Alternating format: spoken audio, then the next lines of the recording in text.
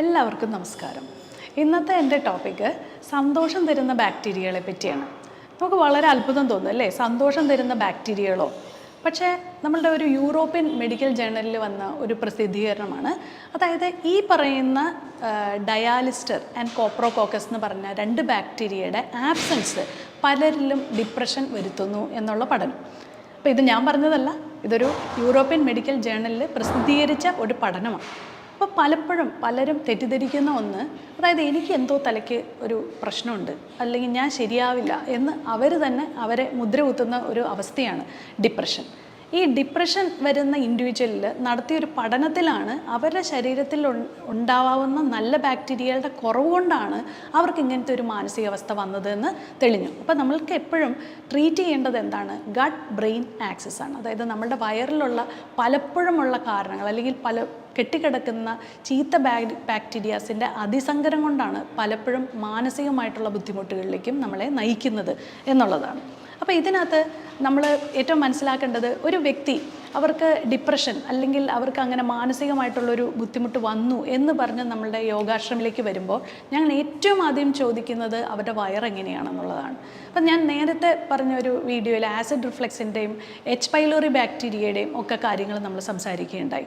അതേപോലെ തന്നെയാണ് ഈ ഒരു മലശോധന കറക്റ്റാണോ എന്ന് നമുക്ക് ചോദിക്കുമ്പോൾ പലപ്പോഴും എനിക്ക് 90% ആങ്സൈറ്റിയും ഡിപ്രഷനും ഉള്ള ആൾക്കാരിൽ അവർക്ക് മലശോധന കറക്റ്റ് ആയിരിക്കില്ല. ഒന്നില്ലെങ്കിൽ ഡയറിയ പോലത്തെ ഉള്ളൊരവസ്ഥയോ അല്ലെങ്കിൽ കോൺസ്റ്റിപ്പേഷൻ പോലത്തെ ഒരവസ്ഥയോ അവർക്ക് തീർച്ചയായിട്ടും ഞാൻ കാണാറുണ്ട്. അപ്പോൾ ഈ വയറിനെ ശരിയാക്കി കഴിഞ്ഞാൽ നമുക്ക് നേരെ തന്നെ നമ്മളുടെ ബ്രെയിനിനെ നന്നായിട്ട് നല്ല രീതിയിൽ നമുക്ക് ട്രീറ്റ് ചെയ്യാനായിട്ട് സാധിക്കും എന്നുള്ളൊരു സന്തോഷ വാർത്ത നിങ്ങളോട് പറഞ്ഞുകൊള്ളട്ടെ.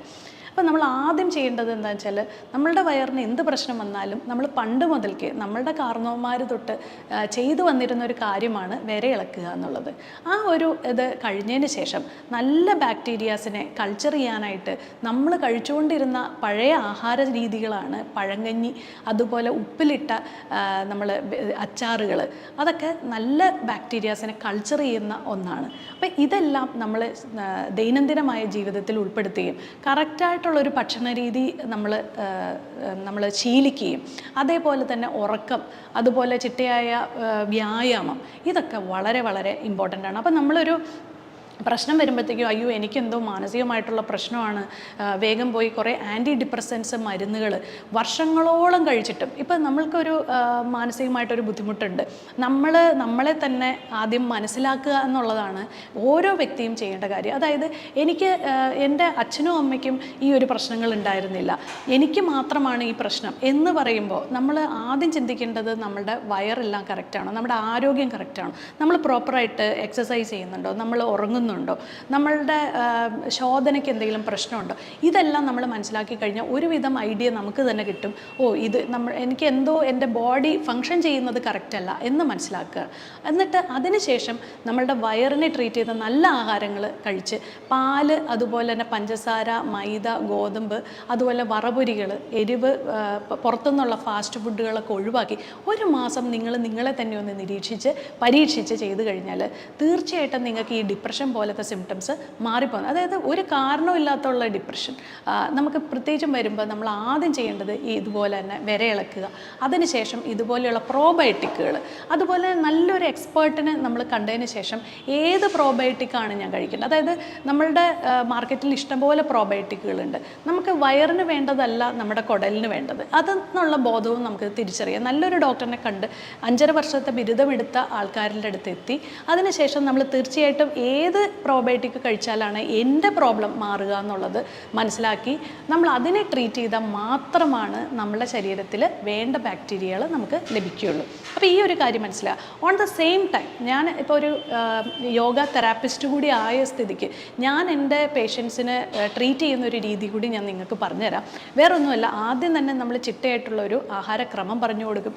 അതിനുശേഷം വൈറ്റമിൻ ഡി അവരുടെ ഉള്ളിൽ ഇപ്പോൾ ഒരു ഏകദേശം 30 നിൽക്കുന്നെങ്കിൽ പോലും അതിൻ്റെ വൈറ്റമിൻ ഡിയുടെ റേഞ്ച് കുറച്ച് കൂട്ടി നല്ല രീതിയിൽ ഒരു ഇത്തിരി എബവ് 50 റേഞ്ചിലേക്ക് ആക്കി നിലനിർത്തുകയും, കാരണം വൈറ്റമിൻ ഡി ഒരു നല്ല ഹാപ്പി ഹോർമോൺ കൂടിയാണ്. നല്ല സന്തോഷം കിട്ടാൻ നമുക്ക് വൈറ്റമിൻ ഡിയുടെ ഉൽപ്പാദനം കൂട്ടി നിർത്തേണ്ടതുണ്ട്. ഇമ്മ്യൂണിറ്റി ഒരു ദാനം ചെയ്യുന്ന ഒന്നുകൂടിയാണ് വൈറ്റമിൻ ഡി. അതുകൊണ്ട് വൈറ്റമിൻ ഡിയെ നമ്മൾ കുറച്ച് കൂടുതലായിട്ട് തന്നെ നമ്മുടെ ശരീരത്തിൽ നിലനിർത്തുക. നമ്മളൊരു ലോവർ ബോർഡറിൽ കിടക്കാതെ ഹയർ ബോർഡറിൽ കിടക്കാനായിട്ട് നമ്മൾ ശ്രമിക്കുക.